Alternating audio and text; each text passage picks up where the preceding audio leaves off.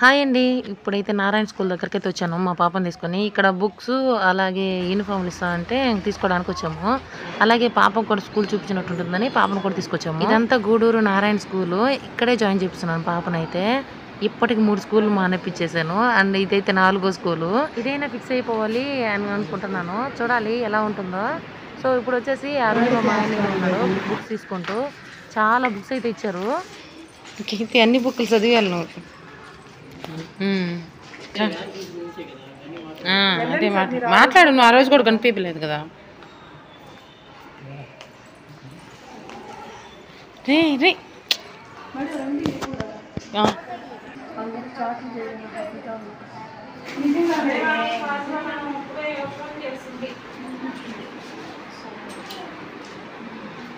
స్కూల్లో పనులు చూసుకునేసాక ఈ స్మార్ట్ బజార్కి అయితే వచ్చాము. కంపల్సరీ స్మార్ట్ బజార్కి అయితే గూడూరుకి వచ్చినప్పుడల్లా వస్తాము. అది ఫీల్ అవుద్దో లేదో తెలియదు కానీ నేను మాత్రం బాగా ఫీల్ అవుతాను దీని దగ్గరకు రాకపోతే. ఇక్కడ వచ్చేసి జాక్ ఫ్రూట్ 35 రూపీస్ అన్నారు కేజీ. సో ఇది ఎప్పటి నుంచో కాయగా తీసుకోవాలని కోరిక.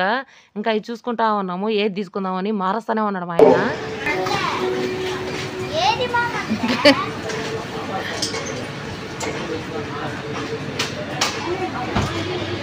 ఒక 4-5 కాయలు అయితే వెతికి 4 కేజీలు పడే కాయ అయితే తీసుకున్నాము.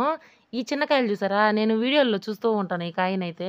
చాలా డిఫరెంట్‌గా ఉంటది. కూరగాయలు అయితే బాగానే రేట్ ఉన్నాయి. ఇక్కడ చూడండి కూలర్లు పెట్టున్నారు ఆఫర్‌లో. అయినా ఇప్పుడు ఎందుకబ్బయ్యా వానలు పడతావంటే. ఇప్పుడు ఎవరు తీసుకుంటారో ఏమో గాని. ఇక్కడ వచ్చేసి బై 1 గెట్ 1 అనమాట ఇవన్నీ. ఇక అటు తిరిగి ఇంటికైతే వచ్చేసాము. ఇందాక నుంచి పాప గోల చేస్తా ఉంది. పిల్లలు తినరు కదా, కానీ వాళ్ళ చూపులు మాత్రం దాని మీదే ఉంటాయన్నమాట. కొయ్యాలి కొయ్యాలని.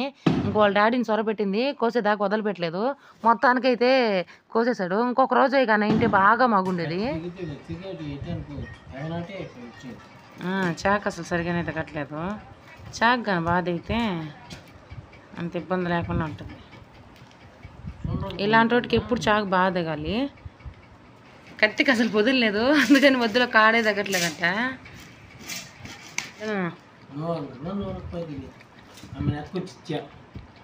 పనసకాయ ఎక్కువ తినకూడదు అంటారు. వాయువో ఏదో అంటారు కదా. లోపల పండిపోయింది, చూసేదానికి కొంచెం పచ్చిగా ఉంది కదా, కానీ పండ్లు మాత్రం పండిపోయి ఉన్నాయి. మొత్తానికైతే సగం తీసాము, సగం అయితే రేపు తీసుకుందామని. ఆ సగం పైలోంచి కొన్ని అయితే తీసేస్తున్నాము కుళ్ళిపోకుండా ఉంటాయని. లోపల ఉంటాయి కదా అవి అయితే అట్టే ఉంచేస్తున్నాము రేపు తీసుకుందామని.